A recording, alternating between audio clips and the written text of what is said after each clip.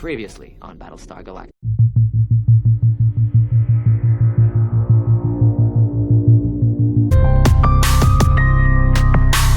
Hey everybody, Brendan, Cliffjumper here. Welcome back to the channel. Today's project, we're taking a little departure from the Corrado and the other typical stuff, and we're working on my friend's Toyota Tacoma. Now what we're doing today is installing, let's see here, this.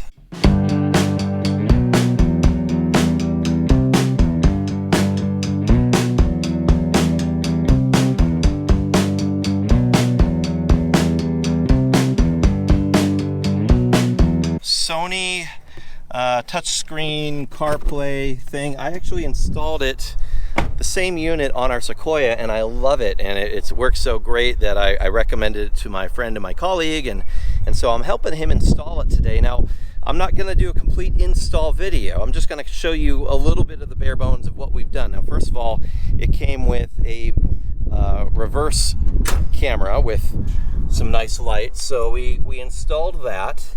And we had to run the lines. We're not done installing it completely. I still need to wire in a couple of things back here, so that's left to be done. But we had to run the wires on the outside underneath of the frame here, and make sure it's tucked up underneath enough that it wasn't gonna like scrape on anything, not exposed. There's actually a grommet right, where are we here? Right here, where it pops up. So we ran the wires underneath through these panels, had to tie it into the reverse circuit, which is back in the bundle underneath here. Now from this end, there's a bunch of other stuff too. It comes with a really nice microphone for the Bluetooth, and so we had to run that up under through here, remove this panel, run the wiring down through the dash and across to pop out over here somewhere in this wiring bundle. Now we did order this unit from Crutchfield, which means that it came with most of the wiring already done. I only had to solder in a few things. Now of course you can use the quick connector method and clip things and crimp. I prefer soldering because it's not going to wiggle apart, especially if you've got a truck where you might drive in a manner that well, truck-like stuff, right? So we have run all the wires through the dash. I've got everything connected and everything wired, and now we're just at the point where we're putting the brackets on the actual unit, getting set to install it in the fascia that it comes with in a kit from Crutchfield. And then we'll be able to fire it up. But that's today's project. This is just a really short update, but what are you all working on? You know, post up in the comments, what are your projects that you got going on? Later today, I'm gonna be filming a little bit about my R32. I am an original owner of a Mk4 R32. I've had it for 16 years now, and driven it 160,000 miles. So I've got a lot of thoughts on the car. And much like the owner's review that I did with the Corrado last week, I'm going to be doing the R32 review, and hopefully you'll enjoy my perspectives on that. But in the meantime, just sharing with you what I'm working on today. We're almost done. I'll film again when we wrap it up, because there's really not that much thrilling stuff left to happen.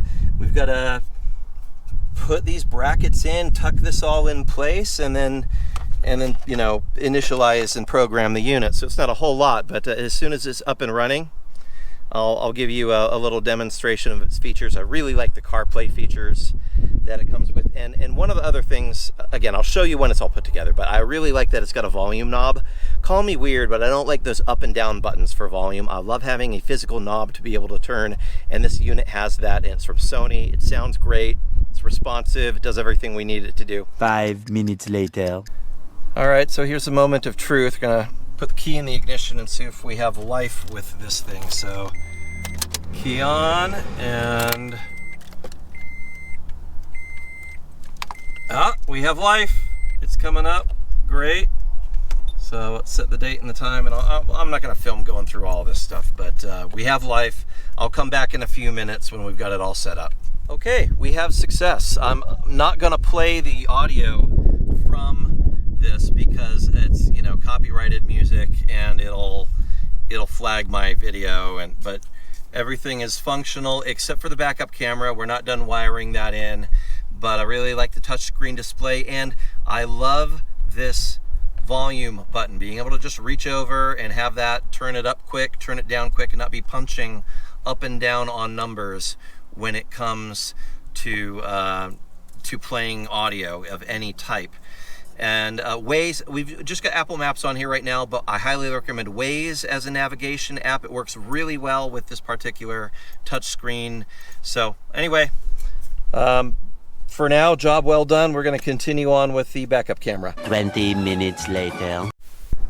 So we got most of the wiring done. We're just soldering a couple of small things here. We've got the backup camera functional, but the backup camera also has lights that come on at night to help you see stuff. So we're wiring those in, and then we'll be done in a few minutes.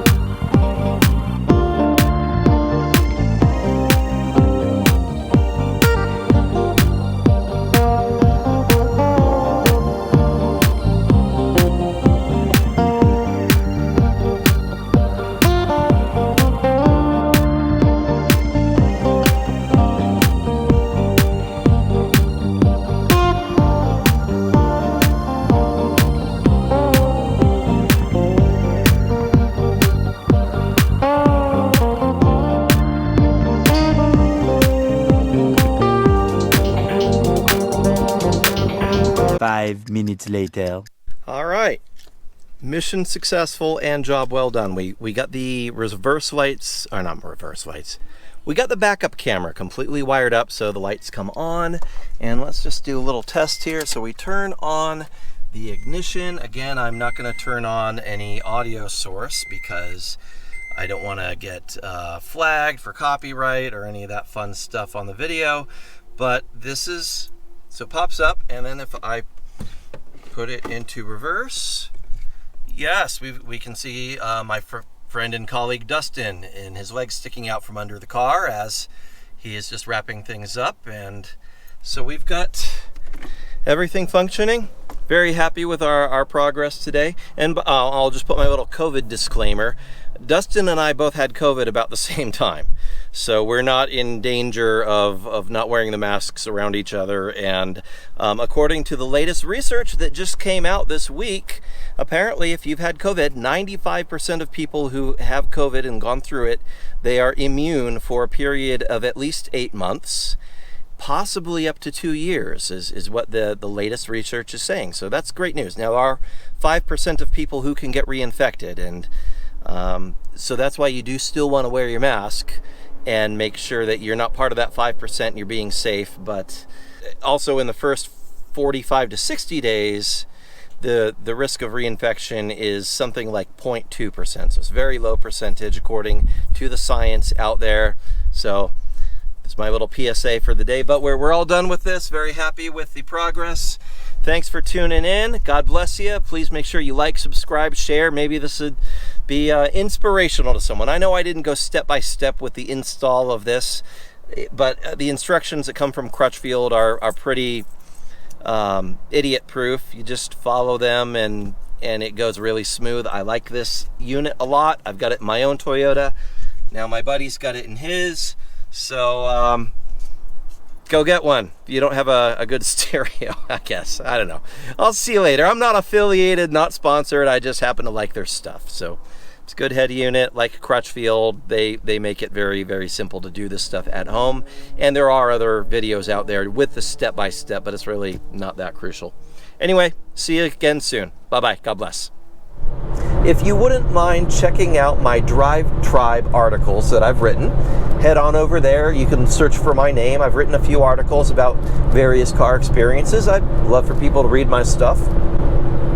And of course, if you want to partner with me on Patreon and help sponsor me so that I can keep putting out great content, for many of the videos that we're doing, replacing parts, doing DIY projects, how to do stuff at home. I want to provide that material for you, and hopefully you find it fun and encouraging and inspiring, and at the very least mildly entertaining. But thank you so much for tuning in. God bless you, and I'm going to just leave you with a few more happy Wookiee noises as I accelerate out of here.